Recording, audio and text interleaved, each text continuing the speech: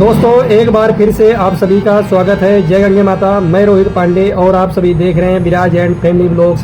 दोस्तों आज मैं आप सभी को ऋषिकेश के 4 सबसे बेस्ट आश्रम की जानकारी दूंगा, जो लो बजट में अच्छी सुविधा के साथ कमरे और अच्छे भोजन की भी सुविधा मिलती है।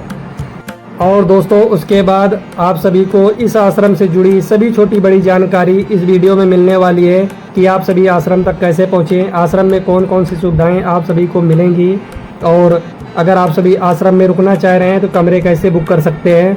दोस्तों इन सभी आश्रमों में आप सभी को गंगा जी का घाट भी मिलेगा, जहाँ पर आप सभी गंगा स्नान कर सकते हैं।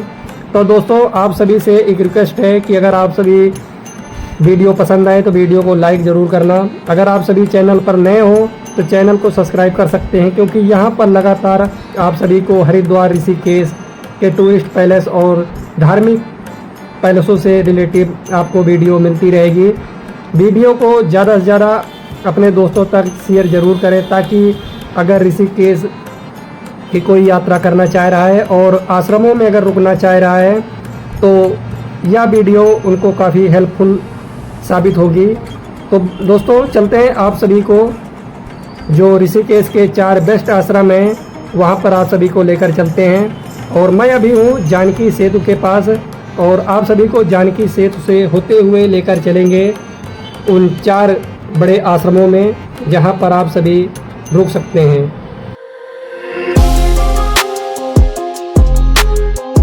दोस्तों अगर श्रद्धालु हरिद्वार या ऋषिकेश आ रहे हैं तो उनके साथ सबसे बड़ी समस्या होती है कि वो कहाँ पर रुकें, आश्रम में या फिर किसी धर्मशाला में।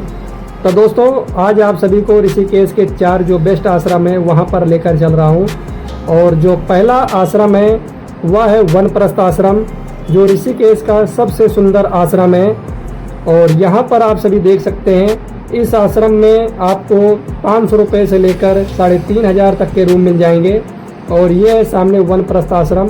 तो आप सभी को अंदर से कुछ दृश्य दिखाते हैं। और आश्रम के अंदर ही आप सभी को कैंटीन की सुविधा भी मिल जाती है, जहाँ पर आप सभी को अच्छा और सात्विक भोजन मिलता है। सात्विक भोजन का मतलब है बिना लहसुन और प्याज का भोजन। और आश्रम में आप सभी को अच्छे और सुंदर कमरे आपको यहाँ पर मिल जाएंगे। और इस आश्रम का अपना गंगा घाट भी है। और अगर आप सभी इसका आश्रम में रुकना चाह रहे हैं तो आप सभी इस वेबसाइट पर जाकर या फिर इस फ़ोन पर जाकर कॉल कर सकते हैं। और आप सभी अब देख सकते हैं यहाँ पर ये है वनप्रस्थ आश्रम का जो गंगा घाट है। सामने आप सभी को जानकी सेतु दिखाई दे रहा है। जानकी सेतु के बिल्कुल बगल में ही वनप्रस्थ आश्रम है। और यहाँ पर देख सकते हैं जो गंगा घाट है, काफ़ी श्रद्धालु यहाँ पर गंगा स्नान कर रहे हैं। और बहुत ही बड़ा घाट है ये। अगर आप सभी इस आश्रम में रुकना चाह रहे हैं तो आपको अच्छा और सुंदर यहाँ पर गंगा घाट भी मिले। और जो यहाँ से दृश्य दिखाई देता है बहुत ही मनमोहक दृश्य होता है, आप सभी देख सकते हैं। ये है जानकी सेतु और बहुत ही सुंदर यह दृश्य है। और आप सभी देख सकते हैं लगातार श्रद्धालु यहाँ पर गंगा स्नान कर रहे हैं। और चलते हैं अब आप सभी को जो ऋषिकेश का जो दूसरे नंबर का जो आश्रम है, बहुत ही वो भी सुंदर आश्रम है। दोस्तों इस समय चाहे हरिद्वार हो या फिर ऋषिकेश, सभी आश्रम होटल धर्मशाला फुल चल रहे हैं, क्योंकि जो श्रद्धालु हैं अपनी फैमिली के साथ कुछ दिन व्यतीत करने के लिए यहाँ पर लगातार आ रहे हैं। और लेकिन आप सभी को यहाँ के जो 4 मैं आश्रम की जानकारी दे रहा हूँ, इन आश्रमों में आप सभी ट्राई करेंगे तो आपको अवश्य कमरे मिलेंगे। और यह आश्रम के जो वातावरण है काफ़ी सुंदर और शांत दोस्तों अब हम पहुंच चुके हैं ऋषिकेश का जो सबसे सुंदर आश्रम है, परमार्थ निकेतन आश्रम। और यह हमारी लिस्ट का दूसरे नंबर का आश्रम है। यहाँ पर आप सभी देख सकते हैं परमार्थ निकेतन आश्रम। इस आश्रम के ठीक सामने आप सभी को गंगा घाट मिल जाएगा, जो कि बहुत ही बड़ा घाट है। और इस घाट पर हजारों की संख्या में श्रद्धालु गंगा स्नान करने आते हैं। और इस घाट पर होने वाली महाआरती शाम और सुबह की जाती है। और जितना सुंदर यह घाट है उससे कहीं ज़्यादा सुंदर यह आश्रम है। तो आप सभी को पहले चलते हैं जो परमार्थ निकेतन आश्रम का जो घाट है उसके अच्छे से दर्शन कराते हैं। और सभी लोग लिखेंगे जय गंगे माता। और दोस्तों ये देखिए, ये है परमार्थ निकेतन घाट और यहाँ पर बाबा भोलेनाथ की बहुत ही बड़ी प्रतिमा लगी है जो कि बीच गंगा में आप सभी देख सकते हैं। और जब माँ गंगा का जल बढ़ा था तो बाबा भोलेनाथ के चरणों तक गंगा जल पहुँच चुका था। और दोस्तों यहाँ पर आप सभी को गंगा घाट के थोड़ा दृश्य दिखाते हैं।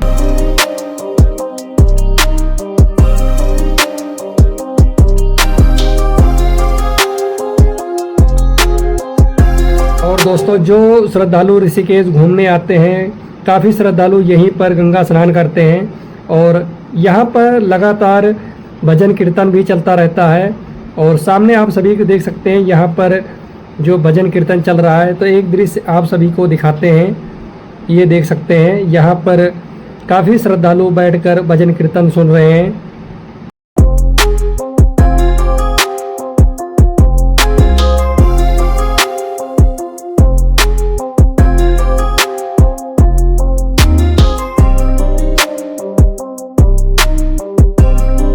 दोस्तों अगर आप सभी ऋषिकेश आ रहे हैं तो आप सभी कोशिश करें कि यहाँ पर होने वाली जो महाआरती है उसमें ज़रूर शामिल हो, या फिर त्रिवेणी घाट पर होती है आरती, वहाँ पर शामिल हो।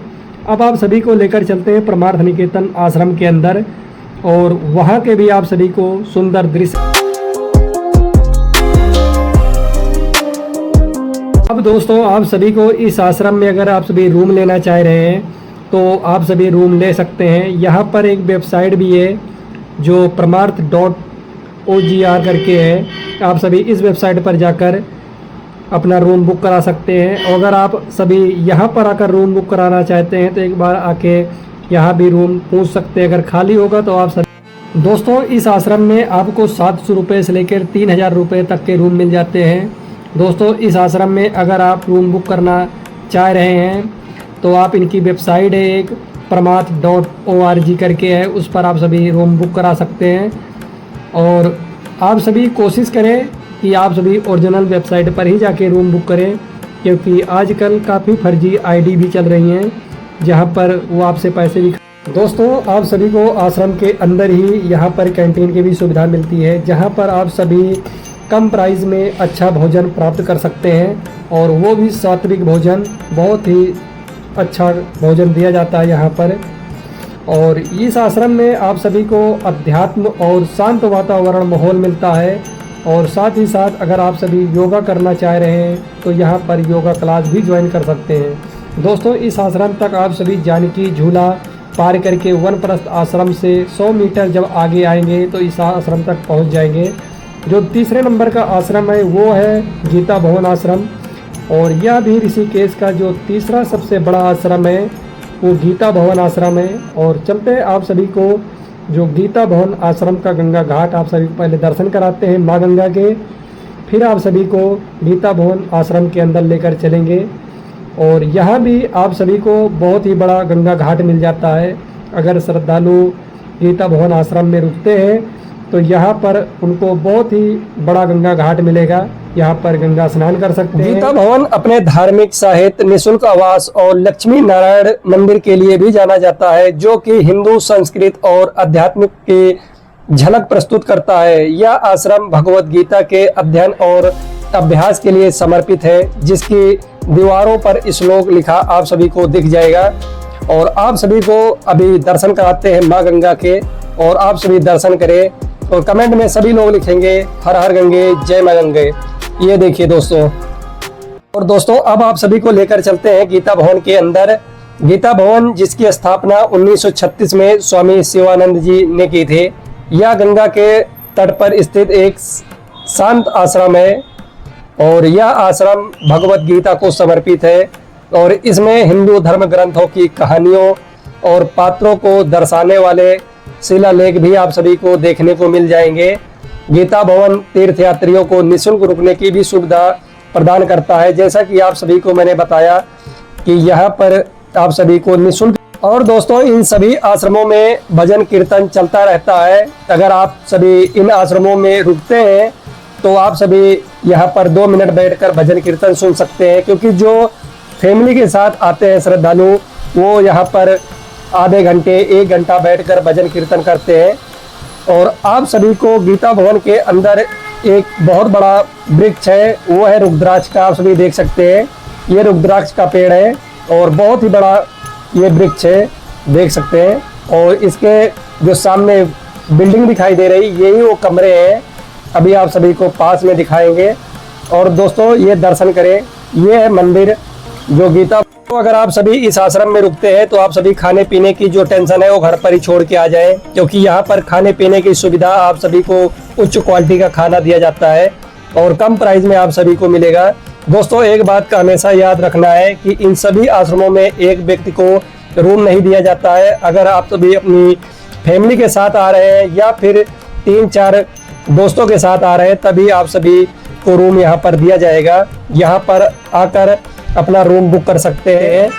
आप सभी जब जानकी सेतु से आएंगे तो आप सभी को वनप्रस्थ आश्रम, फिर उसके बाद परमार्थ निकेतन आश्रम पड़ेगा। परमार्थ निकेतन से 200 मीटर जब आगे आएंगे तो गीता भवन पड़ेगा। और जब आप सभी राम झूला से आएंगे तो पहले स्वर्ग आश्रम पड़ेगा, फिर उसके बाद गीता भवन पड़ेगा। तो आप सभी आसानी से यहाँ पर पहुँच सकते हैं। और अब आप सभी को लेकर चलते हैं जो चौथे नंबर का आश्रम है, बहुत ही सुंदर आश्रम है, यह है स्वर्ग आश्रम। और स्वर्ग आश्रम के आप सभी देख सकते हैं, ये मेरे पीछे ये बिल्डिंग है। तो चलते हैं आप सभी को आश्रम के अंदर लेकर। और यहाँ भी दोस्तों यह जो आश्रम है तो राम झूला के बिल्कुल पास में ही स्थित है।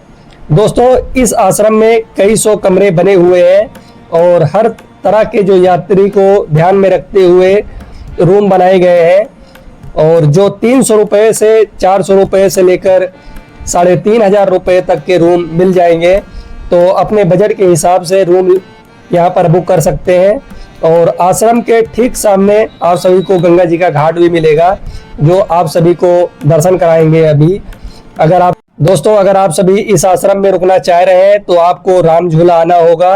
राम झूला तक ऑटो रिक्शा या अपनी कार से भी आ सकते हैं। उसके बाद वहाँ से 10 मिनट की दूरी पैदल चलकर आना होगा आश्रम तक। जब आप सभी आश्रम पहुँच जाएंगे और यहाँ आकर रूम बुक कर सकते हैं। दोस्तों एक बात और, अगर आप सभी ऑनलाइन बुकिंग नहीं करनी है, क्योंकि जो स्वर्ग आश्रम है ना, उसके नाम से काफ़ी फर्जी नंबर मिल जाएंगे आप सभी को। तो आप सभी कोशिश करें कि यहाँ पर आकर ही अपना रूम बुक कराएं और जो कि धोखाधड़ी से बच सकें, क्योंकि जो ऑनलाइन है वो काफ़ी फ्रॉड होने का चांस है। और सामने आप सभी को माँ गंगा के दर्शन कराते हैं और सभी लोग लिखेंगे हर हर गंगे, जय माँ गंगे।